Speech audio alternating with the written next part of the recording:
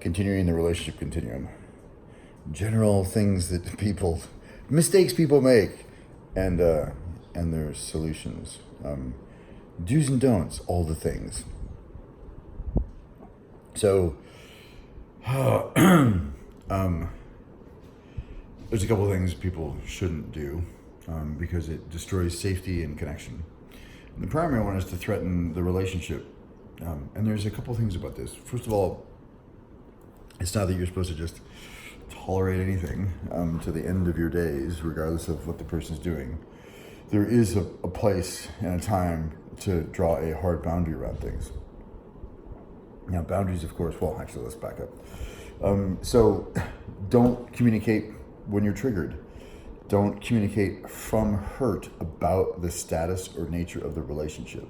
So if you're hurt and you know, I'm done, or something like that, and you don't really mean it, you really mean, hey, I need some space, or whoa, this is too much for me, or I'm overwhelmed right now. You need to communicate those things. Again, authentic communication, so critical, so that people don't have to guess what's going on. And it could be you go, you know, I don't know what's going on with me right now.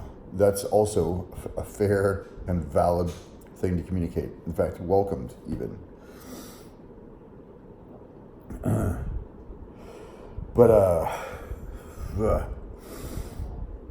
Don't threaten the relationship. But here's the other thing too. If in your mind you take whether the relationship's right for you or not off the table. Now, this is barring abuse or, you know, mental, emotional, or physical. Like those things, you should probably just flee if you can. And you can find resources or find assistance or help or reach out to somebody, I'm sure, or some organization. But anyway, barring those things, let's like those aside, assuming that most of you are just working out human shit.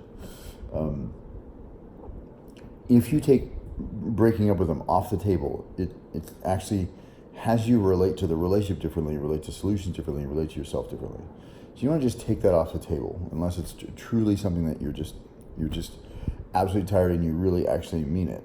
It's not that you can't, you know, end a relationship and begin another one with the same person once you have a break and, you know, sort of start over, really though, with the groundwork and the ground rules that we'll lay out in relationship genesis. But don't threaten the relationship from. Now, if we talk about self-esteem and boundaries, my experience has been that the higher the self-esteem, and you know, when we talk about self-esteem, there's two areas: knowledge of your efficacy, which are historical references, knowing that you're able to navigate the situation or whatever life throws at you like that, and then also feeling you're worthy of receiving, or that you know are worthy of a good life, things like that. Underneath that second component, which, you know, by the way, is self-efficacy and self-worth, or value and worth, value in the marketplace, efficacy, results, worth, which is always internal, personal, the area of meaning. That's also the area of boundaries. You know, what's okay with you and what's not okay. My experience has been the higher the self-esteem, it's not that they draw more boundaries, they draw them more easily, but they actually need fewer and fewer boundaries because they know who they are. They're not afraid. They're not, you know, they're internally validated. They're centered within themselves, and you know, they're looking not for what's right for them, but what's right for the situation, or not what works for them, but what works. And so there's much more desire to cooperate, and a lot more flexibility. And again, it's analog, so it's a spectrum or a continuum or a gauge, not binary on or off. It's not do you have high self-esteem or not, it's to what degree.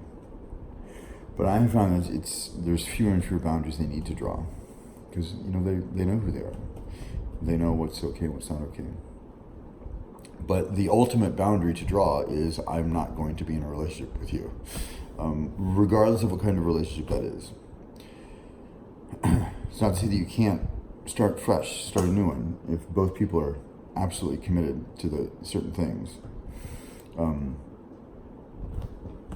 Yeah, don't threaten the relationship. You really just don't communicate from hurt. Just step away from the advanced communication device, put the thing down, step away. No one will get hurt. Easy to say, difficult to do when you're triggered, and texting is just a wild, wild world, isn't it? And people are different. My experience has been that if at least one of you has a presence of mind to say, hey, okay, thank you, I love you, this isn't going to go well over text, we should talk about this in person, or this seems like a nuanced situation, we should probably talk about it in person, because in person conflicts don't happen that do happen over text, in my experience, because mostly you're not hallucinating what the other person, and text is 7% of the communication. So there's tone, there's inflection, there's body, and so you're missing most of the communication. And when I say missing, what it means is you're actively hallucinating what you think they mean or how you think they sound, and it's often inaccurate. And if you think it's negative, just assume that you're being inaccurate, and you want to verify. But you want to verify it not by asking over text. You want to verify in person. And I have found that most conflicts just don't occur in person, that occur over text. So anyway, don't communicate from hurt. Don't threaten the relationship. And in your own mind, don't stop asking if it's right for you or not, but rather what would make it work, or what do you need? What do you need to request? What do they need? Find out. It goes all back to authentic communication.